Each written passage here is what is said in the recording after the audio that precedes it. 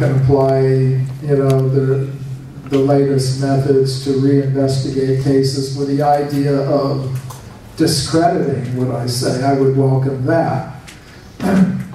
But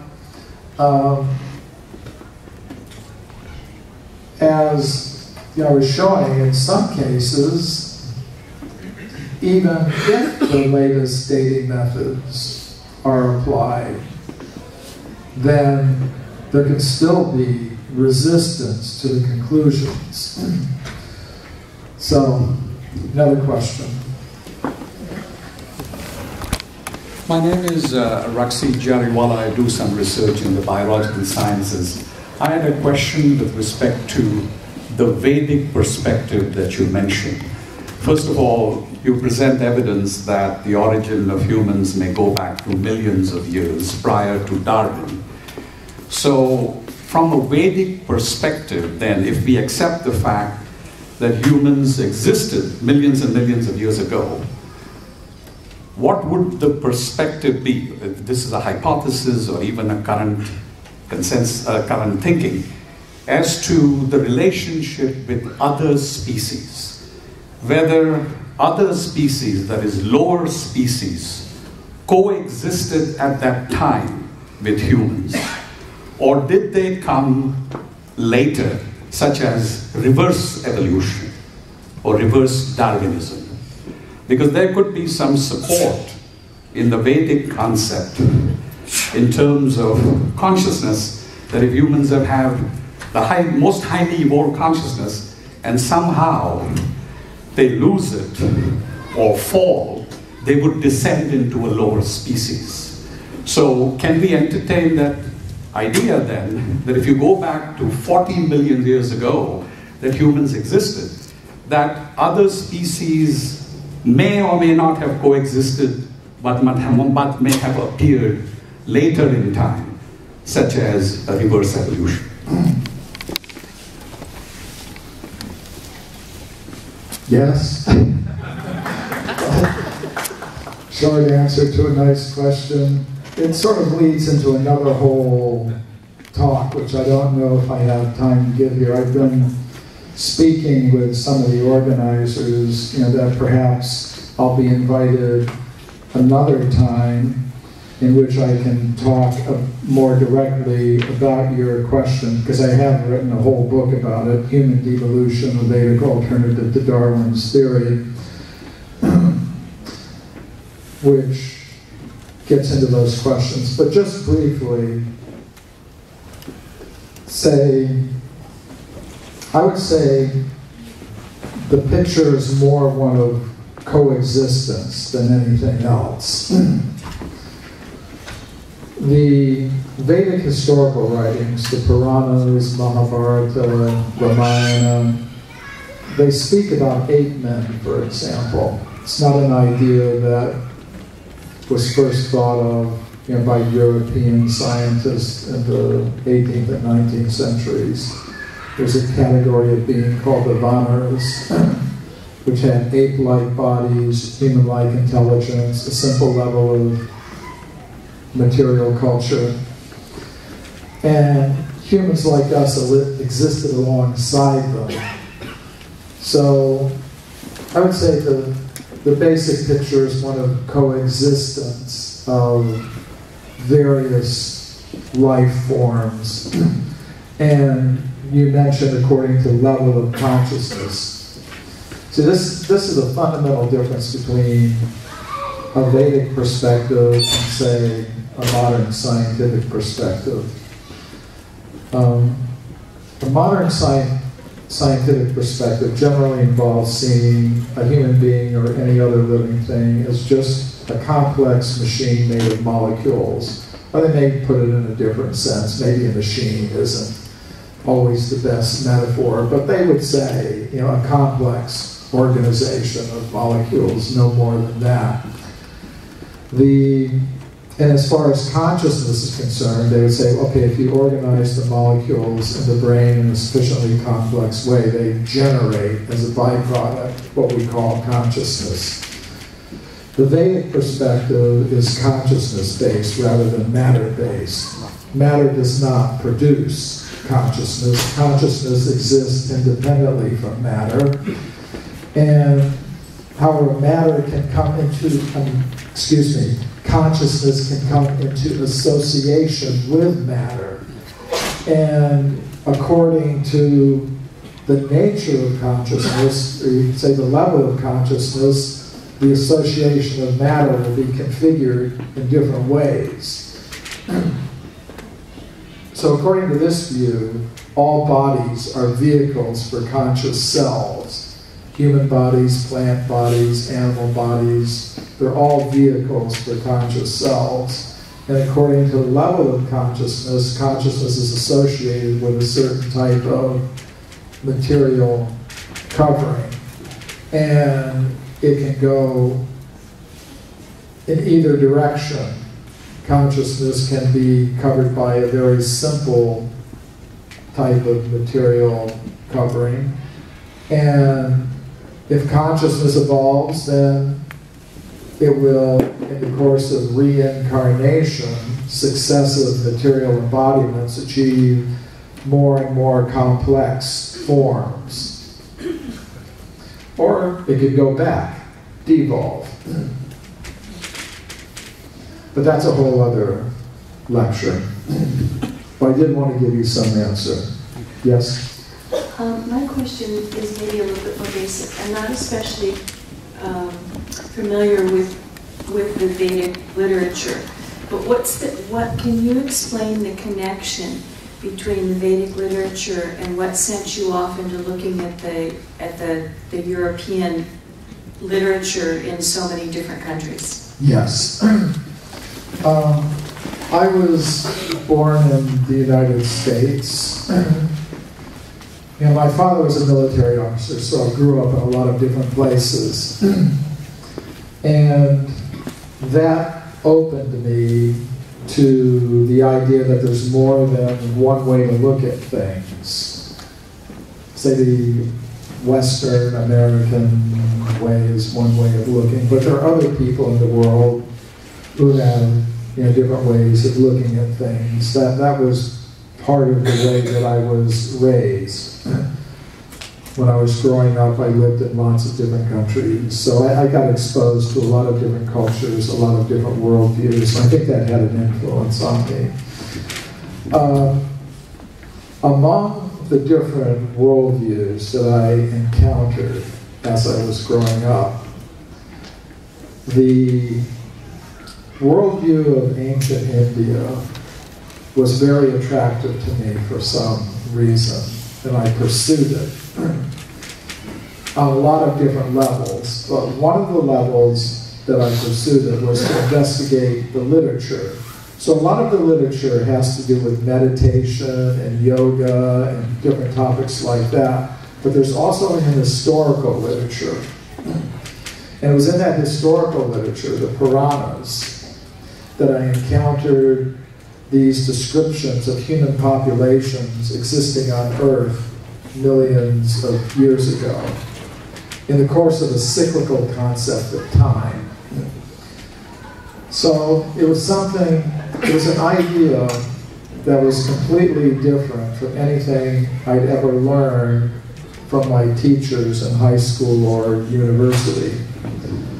So with Richard Thompson, who is a co-religionist of mine, we decided, well,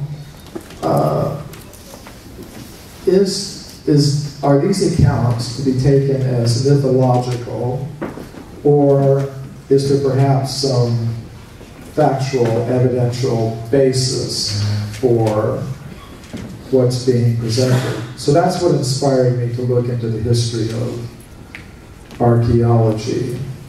And I tried to do a very thorough job. So, in university I studied Russian. I lived in Germany. I knew German. I lived for some time in Texas, so I knew Spanish. I had a reading knowledge of a lot of different languages, so I just pursued the task of looking at the whole record.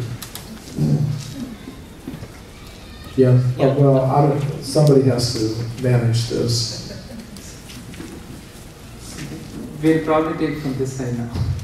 Yeah, go front to back, give everybody a chance.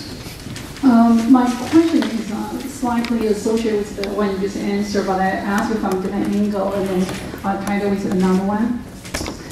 What do you think? What's your hypothesis of why there isn't other people who did a similar job and you did? I know you say because of your background being international, but I would say there will be also others. So what could be possible other reason? Because I did notice that in other fields, such as neuroscience, around the time you are doing the research, starting from mid-1990s up to this century, quite a few people start doing like a meta-analysis, meaning combine a lot of things, the research, to see what's in there, to gain perspective, and then they did get a perspective like what you have in your field. So I'm just wondering, is the timing mean anything? Like, is there any technology support behind this or not? This is the first question.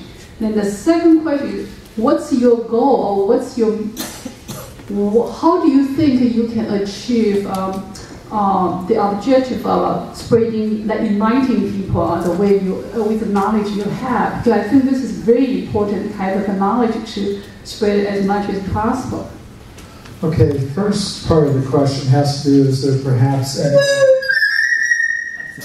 any technological reason for the ability to do this kind of meta research, looking over vast amounts of material? And I started this research in 1984, which means a lot of the resources that are available today were not available to me when I started this research, and practically throughout the entire period that I was doing the fundamental research for this book. In other words, there wasn't a World Wide Web, at least not one that was generally available. And computerization of library systems and things like that. So I was fortunate to have a research assistant who was a professional librarian who had run a science research library for an agency of the government, Forestry Service actually. And she became interested in my work. So she knew how to get things from all over the world through the interlibrary loan system and things like that. So the research that I did between, say, 1984 and 1992 for the book Forbidden Archaeology was done in a kind of like a pre-web era, and it was done, you could say, that way. So I would say it wasn't any technological sort of advancement that inspired me or enabled me to do that. Now, of course, today, the advances in digitizing a lot of these publications, even these archival publications, is a big help. And it does facilitate this kind of thing. But the work that I did for the research that I described today wasn't done in that way. The other part of your question, how do I hope to accomplish my goals? My goals I try to accomplish by staying in touch with a lot of different parties. I think at this moment in time, the world is undergoing kind of a fundamental renegotiation of its overall conception of reality, its paradigm, whatever you want to call it. I think there are a lot of parties to that negotiation. There are people who are totally on the spiritual side, some people totally on the scientific side. There are some people who are mixing them. There's the general public, the different areas of popular interest and alternative ideas. I try to stay in touch with all of them, and I try to communicate in a lot of different ways. I communicate by speaking at scientific conferences, at universities. I also go on popular TV shows and radio shows, and not just in this country, but all over the world. So there are a lot of things that I try to do to accomplish my goals. It here is one very specific thing that I would like to see. It has to do with ending the monopoly that the supporters of the now dominant theories have in the public education system. Because, say, the supporters of the now dominant theories of human origins and origin of species now they've been granted by the government in one way or another a government-enforced monopoly in the public education system so that only their ideas can be presented, which I think is not really proper in a country or a society that considers itself democratic. I would say, okay, it's a fact that today most scientists, let's put a figure on it, 99 or 95 or 98% accept the dominant theories. But it's also a fact there are some in the world of science who don't, who are proposing alternatives. Intelligent design, the kind of things that I'm talking about, other alternatives. And one of the reasons that I mentioned the publications and the presentations at conferences is to show that on a certain level, this element of the discourse is tolerated. But it's excluded from the official education system, which has the effect of delegitimizing ideas, alternative ideas, in the minds of students who are going through the education system, from secondary school to the bachelor's degrees to the graduate degrees. It has the effect of delegitimizing alternative ideas. And I think the proper solution is that in the education system, this is what I would like to see, and I think would be a big contribution to what I'm trying to accomplish, would be, okay, let's admit the vast majority of scientists now accept certain ideas. So give them the vast majority of pages in the textbooks. But somewhere, in some small percentage of the textbook pages, it should be neutrally and objectively stated that there are some who are proposing alternative ideas and state their reasons neutrally and objectively. And then just let students make up their own minds about these things. I think that would be, in terms of what I'm trying to accomplish, a major step forward. And even some supporters of the currently dominant theories, when I explain this idea to them, they kind of see the logic of it. They may resist it on a certain level, but I think intellectually they can see morally it's the correct thing to do. Something else. So I was just curious if through your research work, whether along with evidence for humans having existed millions of years ago, whether you uncovered or came upon some evidence about advanced technology being available to humans in ancient times. You read in the Puranas about things like vimanas or even weapons of mass destruction. There's even a theory that the Mahabharata war may have been the first nuclear war, and the Vedas talk about construction of vimanas and such like. And I've even, I think, heard, maybe this was with the History Channel, that the Mohenjo-daro site had evidence for fused rock that might have been some evidence of atomic explosions and stuff. Have you encountered anything to either corroborate or otherwise this kind of conjecture? Short answer, no. But you've touched on an important point. There are a couple of different ways to learn about the past. One of them is by what we can find in the layers of the earth. One is what we can find in historical records.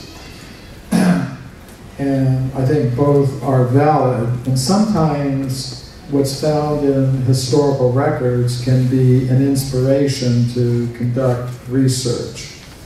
For example, Troy was discovered by a researcher who was inspired by the descriptions of that city and the Iliad and the Odyssey, to conduct some research. So from a textual source, he got the inspiration to do some physical research, and he was able to find things that were consistent with the textual sources.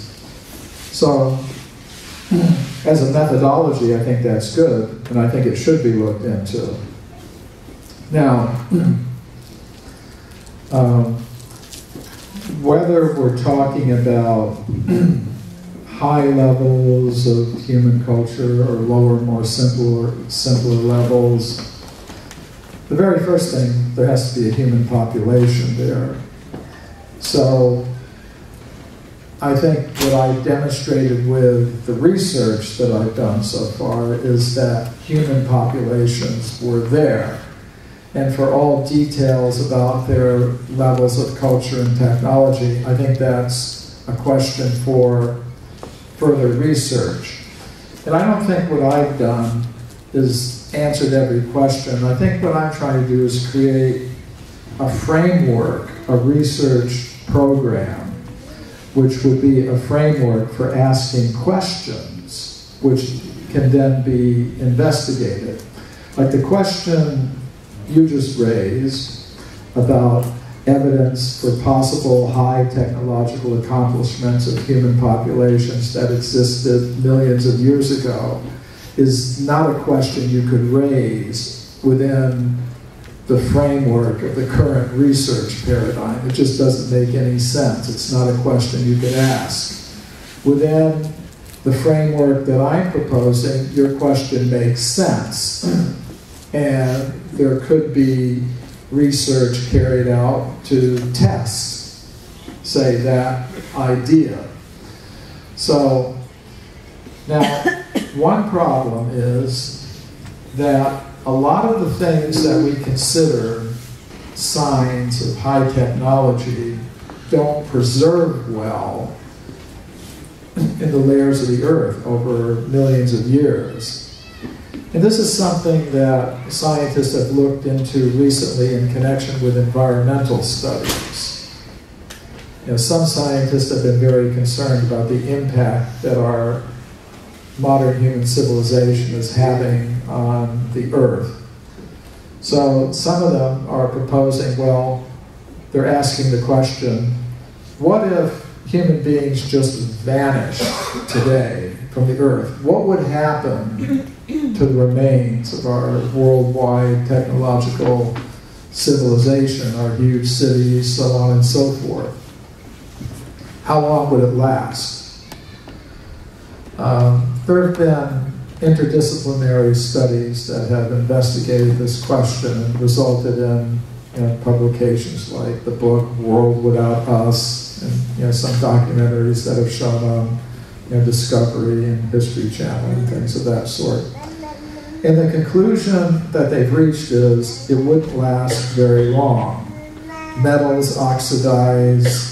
If fires burned uncontrolled through our cities, it would destroy a lot. Earthquakes, if our water control systems, dams, floodgates, seawalls broke down, floods would wipe away a lot. So that after many millions of years, there'd hardly be anything at all left. Almost nothing. That's the kind of conclusions that they're reaching. So let's imagine, say, we were talking about the California gold mine discovery, some stone mortars and pestles, obsidian spear points, things like that. What if at the same time, 50 million years ago, human beings were also using,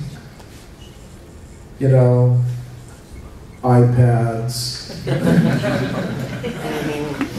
computers, mobile phones, smartphones, things like that. Now the stone mortars and pestles, they're going to last for 50 million years. The iPad may not last for 50 million years because the plastics will degrade. There are science museums now that are trying to preserve the first plastics that were made in the 19th century. They're having a hard time with it because they're disintegrating. It's even some of the more recent plastics, they're disintegrating. So they have to, the curators of the science museums, technology museums, have to really struggle to keep these things in shape. Metals will oxidize, except gold and some other metals that don't oxidize. So even if there was a population that had these kinds of achievements, then the stone tools may last, but these other things won't. Unless maybe you did some isotopic research. Maybe you saw alongside the stone mortar and pestle, some smear of stuff. And maybe you did some isotopic analysis of it. You could find in it, some isotopes of metals that don't naturally occur, that have to be manufactured in a laboratory or something. Then you might get some. But who's doing that now? Because the question you raised can't be raised in the current environment. So what I'm hoping to do is create a framework in which such questions can be asked, and in which some new generation of researchers could actually do the research to answer those kinds of questions.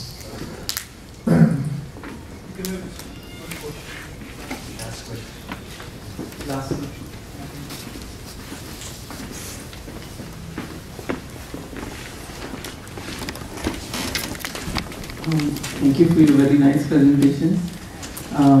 One of the points I think that you try to make, perhaps the most important point, is the fact that the intellectual community, the majority of the scientific community, is resistant towards new ideas or things that would change the dominant paradigm, which is existing. Some parts, not all. Okay, yeah. So my question pertains to the part of archaeological evidence and the scientific thought process behind the portion of the evidence which does support Darwinian evolutionary theory, because it is for a person who is ignorant of or not very much knowledgeable about this field, it would be hard to believe that a big portion of the scientific community would only be prejudiced or just be resistant towards new ideas because that would oppose their existing thinking. So I'm interested to learn about what is that part of the scientific evidence which does support Darwinian evolution, and is there a reason why the majority of the scientists think that this is the right theory that explains human evolution? And the reason I ask this question is I've attended other presentations on such topics, and I also personally know certain individuals who I know are honest and objective and not prejudiced, but still they believe that Darwinian evolutionary theory is the right theory that explains the origin of humans. So I'm just curious to know what you would have to say about it. Well, first of all, I respect intellectual freedom and academic freedom, which means I respect the right of any individual, to come to whatever conclusion that individual thinks appropriate, or best explains the evidence, or is best explained by the evidence. I respect that idea of intellectual and academic freedom.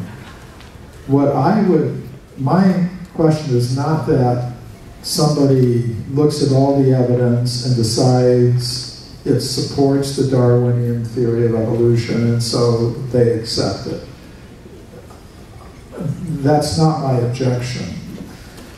My objection is that sometimes such persons as a group will make efforts to exclude other ideas. I'm not saying that, I understand that many people do find the evidence, or they find certain categories of evidence convincing. I may not. And others may not. But that isn't where I see, the problem.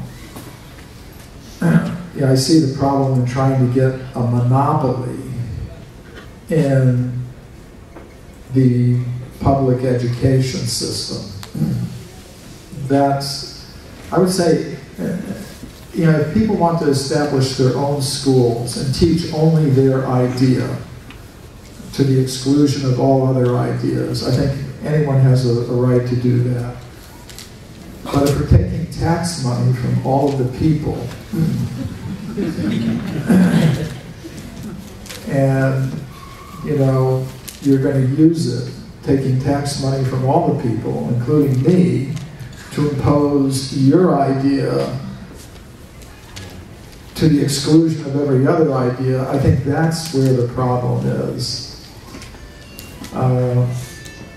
So I think the reason there's another underlying issue here, and it has to do with the metaphysical framework that scientific research is conducted under. And this is like a deeper problem. Like, now, there are many who feel that science can be conducted only according to one set of metaphysical assumptions, which are quite materialistic in terms of what they assume metaphysically about the world we live in and how it can possibly be known. Now, it hasn't always been like that in the world of science. Say if we go back to Europe in the mid-19th century at the time of Darwin, science was being conducted under what I call metaphysical pluralism. There were, say in biology, there were some scientists who were conducting their research into biology under Platonic metaphysical principles. like Richard Owen, for example. You know, he had the idea that there were Platonic forms of animal bodies that existed on some higher level that were being projected, you know, to the level of material reality and expressed here. There were scientists in Germany, the Naturphilosophs, who were conducting scientific research according to metaphysical principles that recognized the existence of vital forces and principles that were in some sense guiding, you know, the biological structures. There were some scientists who were conducting their biological research according to Judeo-Christian metaphysics that involved the idea of special creation. Actually, that was the dominant idea in the English universities at the time Darwin first started his research. So Darwin was conducting his research into biology according to a rather strictly materialist metaphysics. And this was reflected across a whole range of sciences, not just biology, but also physics, psychology, chemistry. If you really look at, you know, the history of science, some were, you could see that at that time in the history of Western science, there was metaphysical pluralism. And then around the time of World War I, that metaphysical pluralism started to end. And I think it had a lot to do with science wanting to serve government.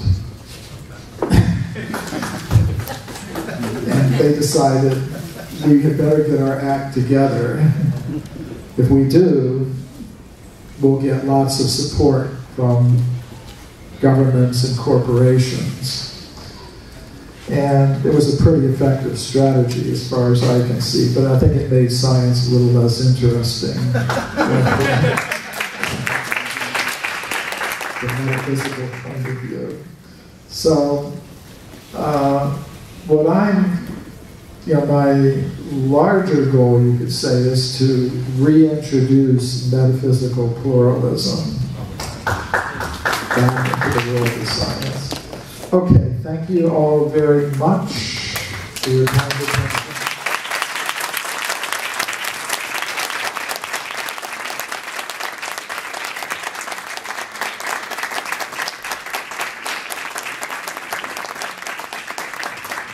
So we'd like to thank Michael Primo for such a very interesting presentation and hope that he will come back as promised with some further talks.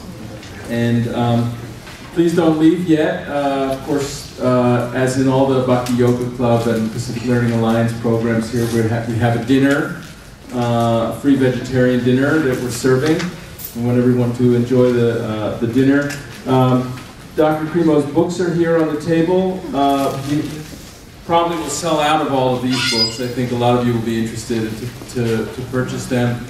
They're also available on Amazon.com and everything, but you can get signed copies here tonight from Dr. Primo, and we encourage you all to come up and purchase his books.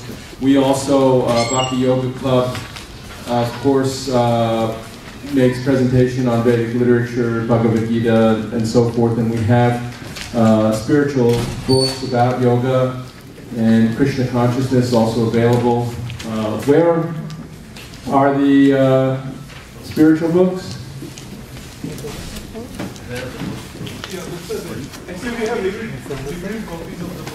We have limited copies of spiritual books as well. They're underneath here, or? Okay, so we ask you to also, those of you who haven't read Bhagavad Gita or some of the other books about Vedic literature, we encourage you to read those too. Please, we have handouts for everyone. Coming up in May 8th, it's a Tuesday night, a couple weeks from now, we have Dr. Howard J. Resnick.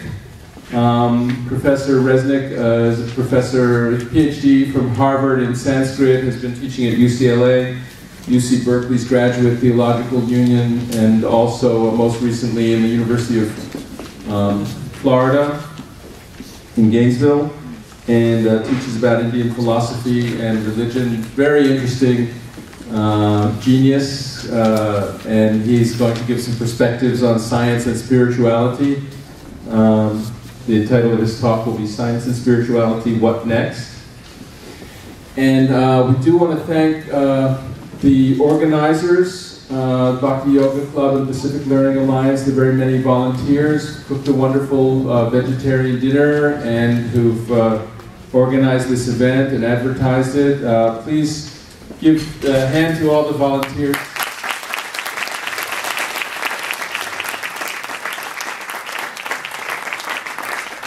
There's really too many of them for me to try to identify and thank anyone specifically, individually. I'm sure I would leave too many people out. Let me see what other announcements we have.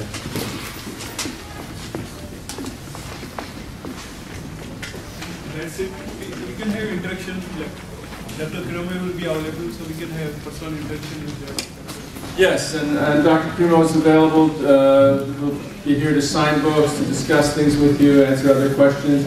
The dinner is being served out right out front here, on this side here. So please do enjoy the dinner and hang around and discuss things with Dr. Primo, and hope you come back on May 8th. Thanks.